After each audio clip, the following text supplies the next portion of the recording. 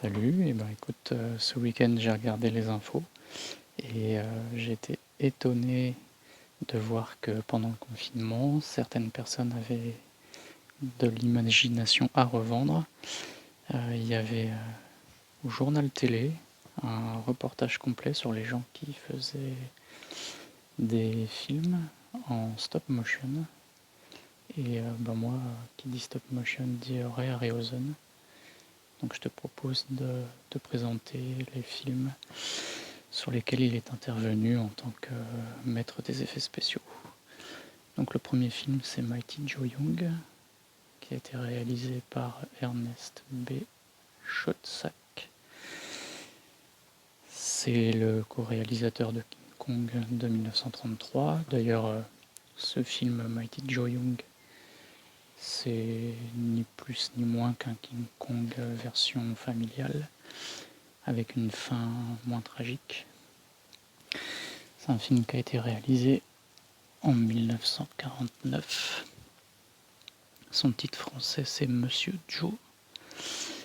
Et Ray Harryhausen a participé aux effets spéciaux, aidé par Willis O'Brien, qui avait participé aux effets spéciaux du premier King Kong. Je sais qu'il y a eu un remake dans les années 90 qui a été fait par Disney, mais je ne crois pas l'avoir vu. Ensuite,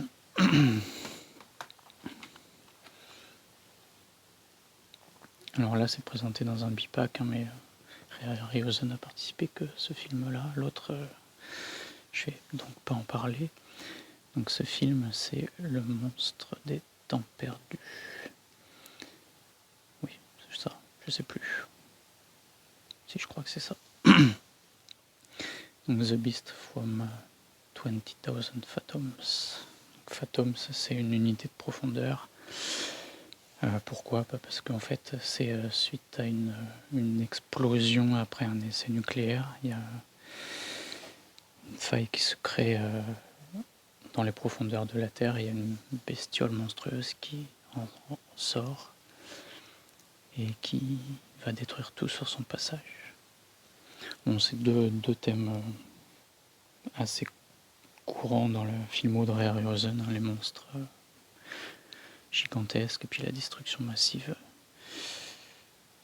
d'une ville ou d'autres lieux. Hop, je sais pas, on voit le monstre là à gauche, à droite c'est un monstre d'un autre film, de l'autre film. A priori c'est tiré d'une histoire de Ray Bradbury, donc peut-être que tu l'as lu, mais j'ai pas le titre. Par contre je sais que ce film là il a été réalisé par un français qui s'appelle Eugène Laurier, que perso je connais pas. Et donc le film il a été réalisé en 1953. Ensuite, le monstre vient de la mer. Donc voilà, c'est le même principe que pour le précédent film, sauf que au lieu d'un monstre terrestre, c'est un monstre maritime, une pieuvre géante qui a été réveillée de son sommeil par un sous-marin. Ça lui plaît pas et donc elle va se venger, elle va s'énerver, elle va tout casser sur son passage. Hop, voilà. Donc c'est un film réalisé en 1956. Ouais. Et c'est le premier de la collection Ray Harryhausen présente. C'est la version Blu-ray, donc top. Ensuite, les soucoupes volantes attaquent. Donc là, on quitte temporairement les monstres gigantesques, mais pas les armes de destruction massive, puisque les créatures sont remplacées par des extraterrestres qui envahissent notre planète et qui veulent s'en emparer à tout prix. Donc il y a une guerre entre ces extraterrestres et les humains pour la survie de notre Terre, de notre planète. On voit ici à quoi ressemblent les extraterrestres. Et donc ça c'est un autre film de la collection Ray Harryhausen présente en Blu-ray. Et je crois qu'on a deux versions, ouais c'est ça, la version couleur et la version noir et blanc. Ensuite, à des millions de kilomètres de la Terre. Donc là on retrouve les thèmes chers à Ray Harryhausen, puisque ici on parle d'une fusée qui revient d'une expédition sur la planète Saturne. Cette fusée se crache dans un fleuve en Italie, et à son bord il y a un cocon vénusien.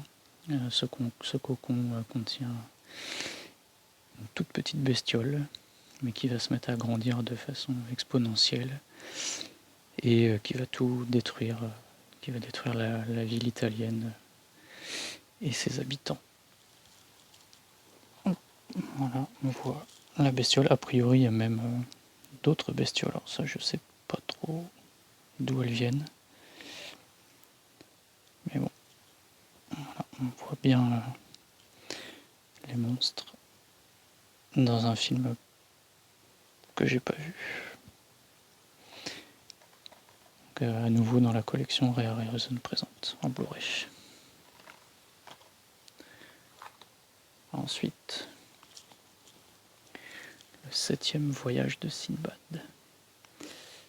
Alors, ce film, je crois que je te l'ai déjà dit, mais j'ai vérifié sur internet. C'est mon tout premier Ray Harryhausen et je m'en souviens encore.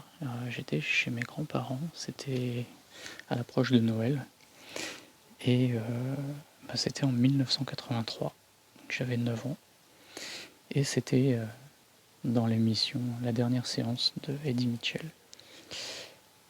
Ce film-là, c'était vraiment un choc pour moi.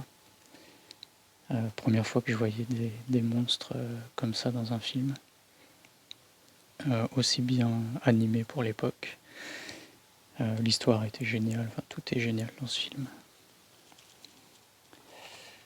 Voilà, on y voit des monstres sous toutes leurs formes, des monstres gigantesques, des humains réduits à taille lilliputienne par une puissante sorcière.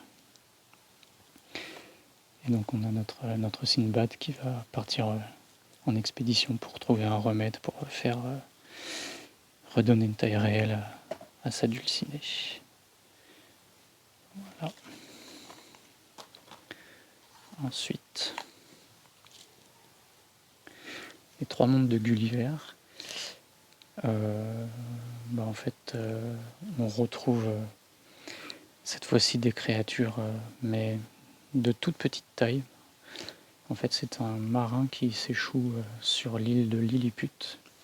Et l'île de Lilliput est peuplée, comme son nom l'indique, de Lilliputiens, des gens de très petite taille. Et donc, notre marin qui a une taille normale apparaît comme un géant et donc comme une menace. Et de plus, il y a une guerre dans cette île. Il va devoir se mêler à cette guerre. Et dans ce film, il y a une scène que j'avais bien aimée, c'est la scène où 10 géants est ficelé au sol par des centaines de Lilliputiens. J'avais trouvé cette scène-là plutôt bien foutue. Et je sais qu'il y a eu un remake de ce film-là, mais je ne l'ai pas vu. Ensuite,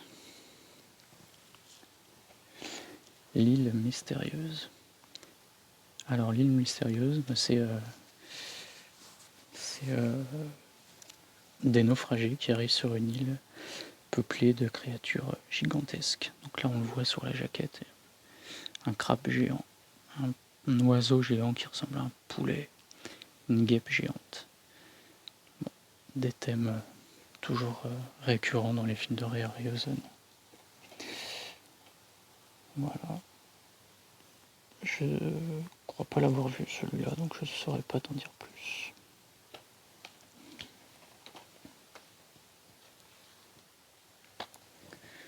Ensuite, Jason et les Argonautes. Alors ce film-là, c'était ma deuxième claque Ray Harryhausenesque, si je peux utiliser ce terme-là. C'est l'histoire de Jason, de la mythologie. Il doit traverser un univers peuplé de créatures étranges, de sorcières, afin de retrouver la toison d'or. Et dans ce film-là, on a le fameux, l'extraordinaire combat avec les squelettes. On a aussi la traversée du fleuve en bateau qui est génial.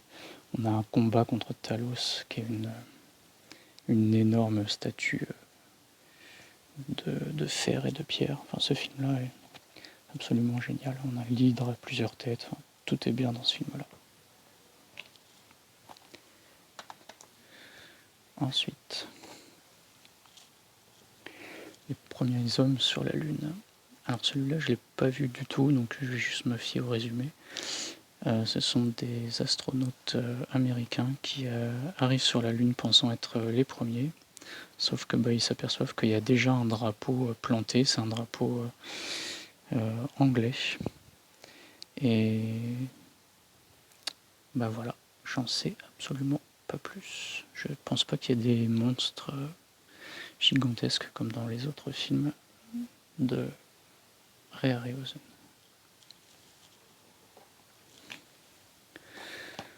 Ensuite, et après je ferai une petite pause parce que on arrive bientôt à 15 minutes de vidéo et YouTube va couper. Donc c'est 1 million d'années avant Jésus-Christ. Donc ce film, on voit une Raquel Welch jeune et légèrement vêtue. Ça se passe au temps de la préhistoire et c'est des hommes préhistoriques qui vivent dans les cavernes et qui doivent cohabiter avec des dinosaures. Mais la cohabitation n'est pas forcément facile comme on peut l'imaginer. Et comme on peut l'imaginer, Raquel Welch sait mettre en avant tout ce qu'elle a. Voilà. Donc, petite pause vidéo et la suite plus tard. Salut.